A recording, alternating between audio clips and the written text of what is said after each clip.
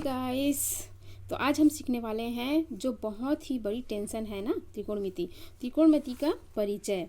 जो आपके प्रश्नावली 8 के हैं, जो ये बार बार आते हैं, ज़्यादा आते हैं और आपको प्रैक्टिस है इन सवालों पर होनी ही चाहिए। तो लेसन में सबसे पहले इसी को ही करनी है आपको। सबसे पहले ये लेसन में जो करोगे तो इसी को ही करके जानी है आपको, ठीक है। तो so let's start the video. तो क्वेश्चन है हमारा, फर्स्ट क्वेश्चन है साइन ए इक्वल 3/4। तो कॉस ए एवं tan ए का मान ज्ञात कीजिए बोल रहे हैं, ठीक है। हमें साइन ए का मान दे दिया है 3/4, तो हमें कॉस ए और tan ए का मान ज्ञात करना है, ठीक है। तो सबसे पहले लिख लीजिए यहाँ पे हल। तो हम लिख लेते हैं यहाँ पे सबसे पहले हल, ठीक है। तो हल में क्या लिखेंगे ये क्वेश्चन में दिया हुआ है, ठीक है। तो हल में हम क्या लिखेंगे, क्वेश्चन में क्या दिया है कि साइन ए बराबर 3/4 है ना। क्वेश्चन में हमें ये दे दिया है साइन ए बराबर 3/4, मतलब दिया है क्वेश्चन में, जो दिया है ना उसी को बस लिख लेने से, मात्र कुछ मत लिखो, बस जो दिया है क्वेश्चन में उसी को बस मात्र लिख लेने से हमें 1 नंबर वहाँ पे एग्जाम में मिल जाता है, ठीक है। पेपर में हमें एक नंबर मिल जाता है। तो हमें क्या दिया है, साइन ए बराबर 3/4, ठीक है। तो साइन ये हमें दे दिया है, तो इसका फार्मूला क्या होता है साइन का फार्मूला क्या होता है। तो ठीक है, मैं आपको एक ट्रिक बताती हूँ। लाल बटे कक्का है ना, लाल बटे कक्का, मतलब कि ये हुआ कि LAL KKA लाल बटे कक्का, मतलब ये हुआ ये साइन का, ये हुआ साइन थीटा का मान, और ये हुआ आपका कॉस थीटा का मान, और ये हुआ tan थीटा का मान, ठीक है। साइन थीटा का मान क्या हुआ है, ये लंब बटे कर्ण, ठीक है।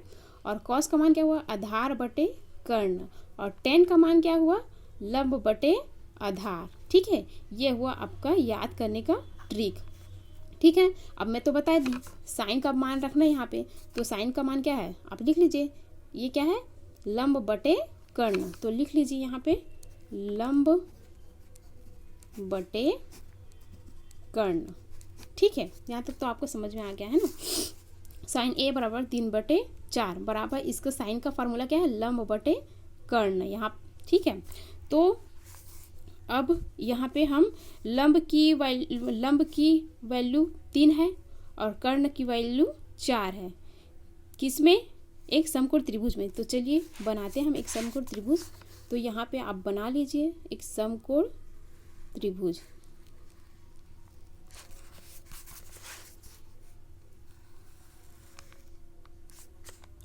यहाँ पे गलत हो गया, आप ठीक से यहाँ पे बना लीजिए, ठीक है। तो ये हुए, हम मान लेते हैं A, इसको B और ये C, ठीक है। तो हमारा लंब क्या है 3, इसका मान क्या है, लंब का मान 3 और कर्ण का मान 4, ठीक है। और ये आधार जो है ना, आधार हमें क्या करना है, ज्ञात करना है। इस आधार को हमें ज्ञात करना है, ठीक है। इस आधार का हमें मान मालूम नहीं है, तो इसको हम निकालेंगे किससे, पाइथागोरस प्रमेय से। तो चलिए पाइथागोरस प्रमेय का सूत्र लगाते हैं। तो पाइथागोरस प्रमेय का सूत्र क्या हुआ है, यहाँ पे लिख लीजिए पाइथागोरस प्रमेय से, ठीक है।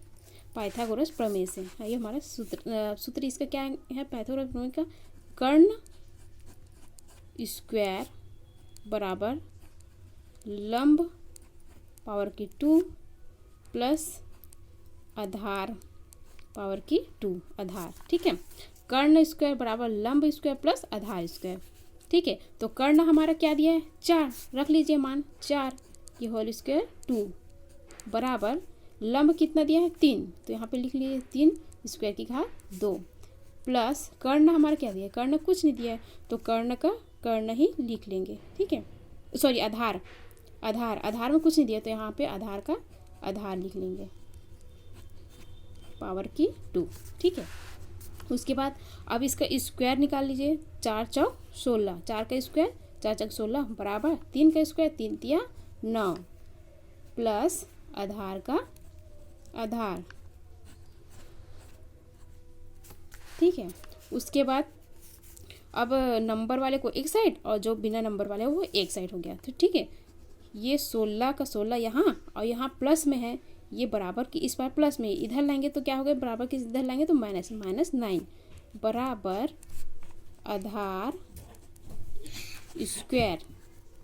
ठीक है,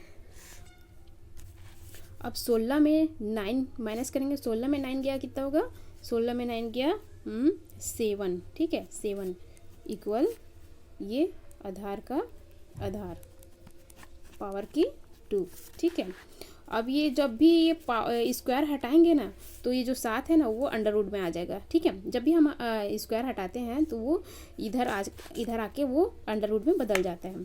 तो यहाँ पे स्क्वायर हटाएंगे यहाँ पे तो आ जाएगा हमारा अंडर रूट 7 बराबर आधार। ठीक है, अब ये आधार का मान आ गया। अब साथ ही साथ हम डायग्राम में भी लिख देंगे ये आधार का मान कितना है, 7 रूट अंडर रूट 7। तो यहाँ पे लिख लीजिए अंडर रूट 7, ये आधार का मान हुआ। अब तीनों की मान हमें पता है, लंब का, कर्ण का और आधार का। ठीक है, कर्ण, लंब और आधार तीनों का मान हमें पता है। तो लिख लीजिए यहाँ पे हमें पता है कि लंब बराबर 3। ठीक है, लंब बराबर 3 और उसके बाद कर्ण बराबर 4 और आधार कितना दिया था हमारा, आया है अंडर रूट 7। ठीक है, ये तीनों का मान आ गया। अब रख लीजिए, अब किसका मान निकालना है हमें, अब हमें मान निकालना है cos A और tan A का। ठीक है, तो cos A और tan A का मान रख लीजिए उसका फार्मूला में। तो यहाँ पे मैं बताई थी ना cos A, तो हमारा दिया हुआ है cos A का मान निकालना है, पहले cos A का मान। ठीक है, यहाँ पे थीटा हम नहीं लिख रहे हैं क्योंकि ये क्वेश्चन में A दिया है ना, इसलिए यहाँ पे हम A लिख रहे हैं। ठीक है, cos A बराबर क्या है, हमारा फार्मूला क्या है, cos A का, ये cos है तो cos A का मैं आपको ट्रिक बताई थी ना, आधार बटे कर्ण। तो यहाँ पे लिख लीजिए आधार बटे कर्ण। ठीक है, आधार बटे कर्ण, आधार बटे कर्ण। तो आधार बटे कर्ण, आधार हमारा क्या आया था अंडर रूट 7 बटे कर्ण हमारा क्या है 4, है ना। तो यहाँ पे लिख लीजिए 4, ये हमारा आंसर आ गया कॉस का। ठीक है, अब उसके बाद tan का मान निकालना है, tan A का मान। tan A का ट्रिक हम बताए थे, tan A का फार्मूला क्या था, लंब बटे आधार। तो यहाँ पे लिख लीजिए लंब बटे आधार। ठीक है, लंब बटे आधार, यहाँ पे भी मान रख लीजिए, लंब हमारा क्या है, लंब 3, तो यहाँ पे 3 रख लीजिए बटे आधार, हमारा आधार क्या आया था अंडर रूट 7। ये हुआ हमारा आंसर tan का। ठीक है, तो ये इस प्रकार से आप तीनों का मान निकल गया। ठीक है, उसके बाद ये साइन का मान साइन का मान तो निकाल लिया हम, साइन का मान दिया हुआ है। उसके बाद कॉस का मान निकाले, उसके बाद tan का। तो आई होप कि वीडियो आपको पसंद आया होगा, अगर आया तो please keep this video big thumbs up and subscribe करना ना भूलिएगा। Thank you.